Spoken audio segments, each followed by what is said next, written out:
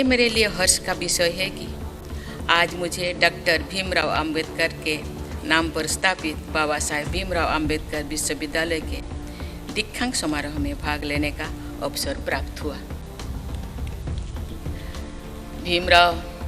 Doctor Bhimrao Ambedkar मेरे लिए भगवान के समान है।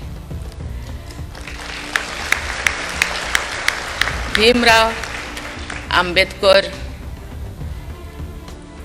कुछ ऐसे किए थे जिसके लिए मैं आपके सामने खड़ी हूँ।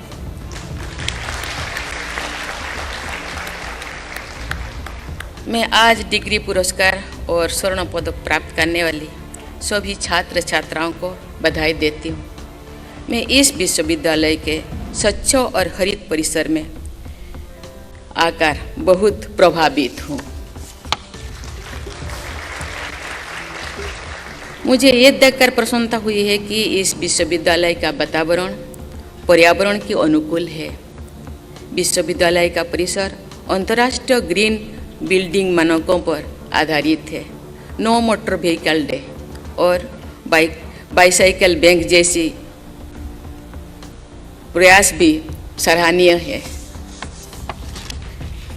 नवीनतम प्रौद्योगिकी का उपयोग करने तथा विद्यार्थियों के ज्ञान और कौशल को बढ़ाने के लिए ये विश्वविद्यालय देश के कई प्रमुख संस्थानों जैसे central drug research institute, NIPER, rivalry और IIT BHU के साथ सहयोग करके आगे बढ़ रहा है। मैं इसके लिए आप सबकी सराहना करती हूँ। बाबा साहेब अम्बेडकर के जीवन में जितना संघर्ष था उतनी ही उनकी उल्लेखनीय भी कार्य था। बचपन से ही मेधावी छात्र रहे डॉक्टर अंबेडकर ने अनेक चुनौतियों और बाधाओं का सामना करते हुए देश विदेश में श्रेष्ठ शिक्षा हासिल की।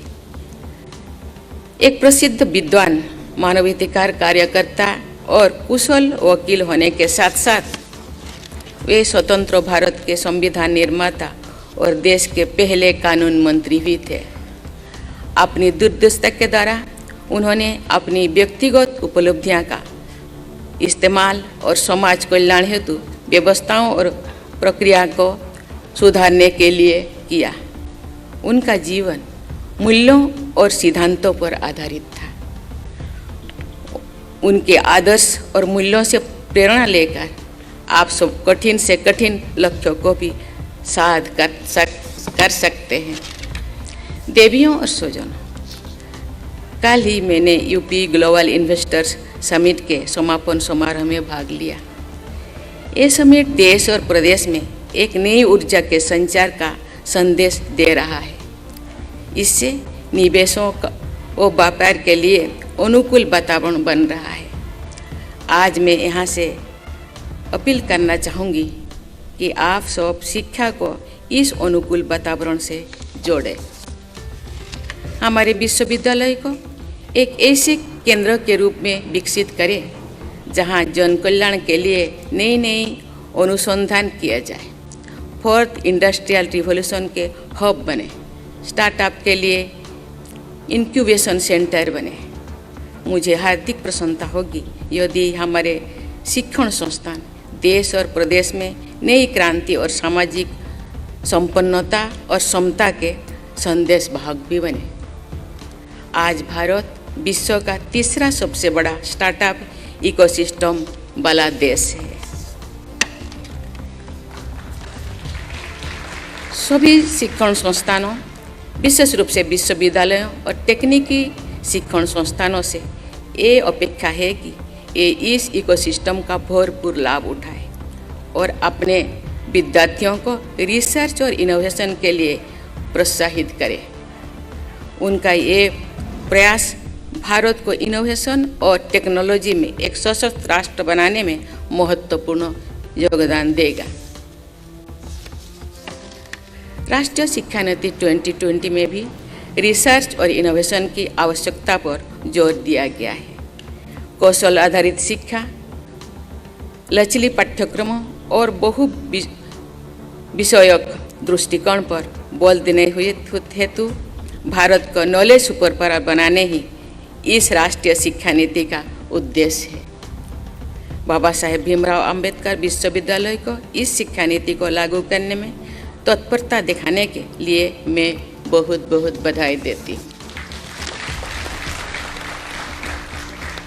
देवियों और स्वजनों, बाबा साहेब अम्बेडकर का मानना था कि गरीब और ज़रूरतमंद लोगों तक शिक्षा की सुविधाएं पहुंचना एक विश्वविद्यालय का मूलभूत कर्तव्य है।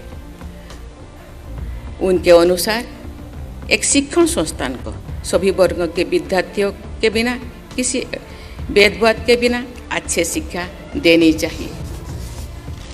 मुझे बताया गया है कि ये विश्वविद्यालय अनुसूचित जाति और अनुसूचित जनजाति के विद्यार्थियों को 50% आरक्षण देकर उनके उत्थान के लिए सराहनीय कार्य कर रहा है।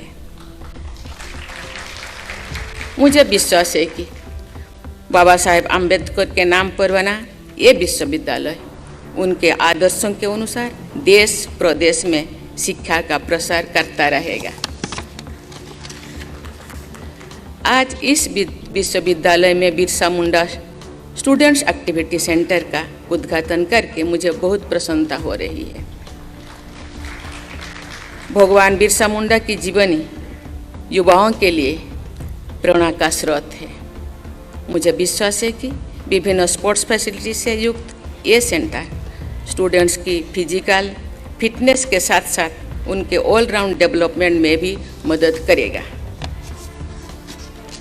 मैं भगवान बिरसा मुंडा के नाम पर स्टूडेंट एक्टिविटी सेंटर बनाने के लिए विश्वविद्यालय की पूरी टीम को बधाई देती हूँ।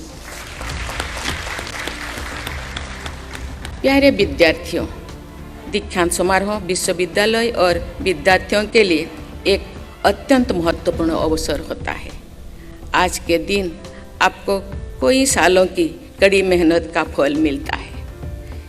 ये आपके और आपके परिवार के लिए हर्ष, उल्लास और गर्व का क्षण होता है।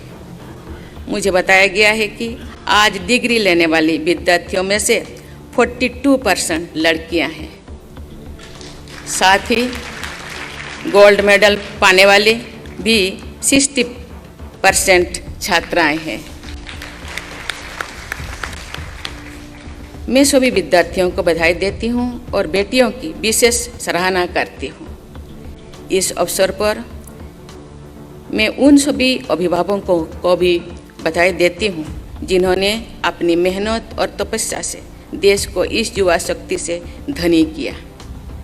मैं सभी शिक्षकों को भी सराहना करती हूँ जिन्होंने अपने मेहनत और समर्पण से इन छात्र छात्राओं को ज्ञान से समृद्ध किया।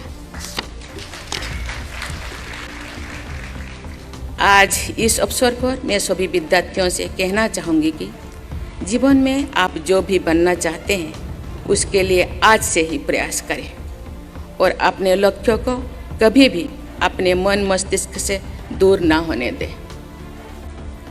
आप में से कोई विद्यार्थी प्राइवेट सेक्टर में नौकरी करेंगे, कुछ सरकारी सेवाओं में के जरिए अपने जीवन लक्ष्यों को हासिल करने के लिए अभी से सोच रहे होंगे। कुछ बच्चे एंटरप्रेन्योर्स बनेंगे। मैं चाहूँगी कि आप में से कुछ बच्चे अच्छे टीचर व प्रोफेसर भी बने। एजुकेशन और टीचिंग एक दूसरे से जुड़े हुए हैं। उत्तम शिक्षा व्यवस्था के लिए उत्तम शिक्षकों का होना बहुत ही जरूरी है। राष्ट्रीय शिक्षा नीति 2020 भी इस बात पर जोर देती है कि शिक्षकों को शिक्षा व्यवस्था में मूलभूत सुधारों के केंद्र में होना चाहिए। इसलिए शिक्षकों और टीचिंग प्रोफेशन को पूरा सम्मान मिलना चाहिए। हमारे होनहार छात्र छात्राओं को टीचिंग को एक प्रोफेशन के रूप में अपनाकर देश के भविष्य को सुंदर बनाने में बहुमूल्य योगदान देना चाहिए। प्यारे विद्यार्थियों, आप सब एक चुनौतीपूर्ण और प्रतिस्पर्धा की दुनिया में प्रवेश करने वाले हो। मुझे विश्वास है कि इस विश्वविद्यालय ने आपको हर चुनौती का सामना करने और देश की सेवा करने के लिए सक्षम बनाए हैं। आप अपने पूरे क्षमता का उपयोग करें और देश को विकास के पथ पर आगे लेकर जाने का संकल्प लें। आप सब शिक्षा और ज्ञान के बल पर जीवन में खूब उन्नति करें, ऐसा मुझे विश्वास है। लेकिन इसके साथ साथ अपने संस्कारों और संस्कृति से जुड़े रहना बहुत जरूरी है, तभी आप एक सार्थक और संतोषजनक जीवन जी सकते हैं, जो दूसरों के लिए भी प्रेरणा का स्रोत बने। अमृतकाल का ये समय सक्रियता और प्रगतिशीलता का है। देश प्रगति की राह पर आगे बढ़ रहा है। आप जिस भी क्षेत्र में काम करें, उत्कृष्टता से करें। कभी भी क्राइसिस सिचुएशन आए तो उसका समाधान निकालने के बारे में सोचें, उसे एक अवसर की तरह देखें। ये आपकी प्रतीक्षा की स्रोत को बढ़ाएगा और आपके व्यक्तिगत को और अधिक उभारेगा।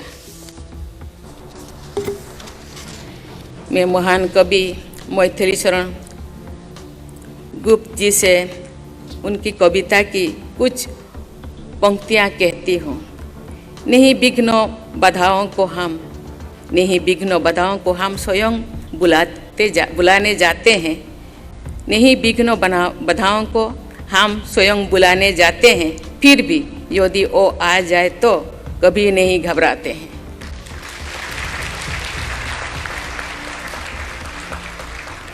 मेरे मत में तो विपदाएं हैं प्राकृतिक परीक्षाएं, उनसे वही डरे जो कच्चे हो, जिनकी शिक्षा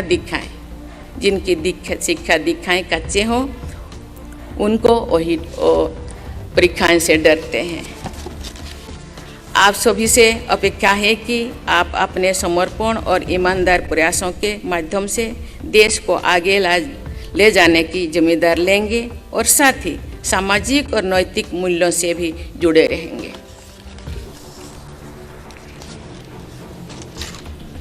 मैं एक बार फिर सभी विद्यार्थियों और इस विश्वविद्यालय से जुड़ी सभी लोगों को बधाई देती हूँ। आप सबको एक पूर्ण रूप से विकसित राष्ट्र के निर्माण कार्यों में दृढ़ संकल्प और प्रतिबद्धता के साथ जुड़ना है और अपना अमूल्य योगदान देना है। आपके स्वर्णिम भविष्य के लिए मेरी अनेक शुभकामनाएं। धन्यवाद। जय हिंद, जय भारत।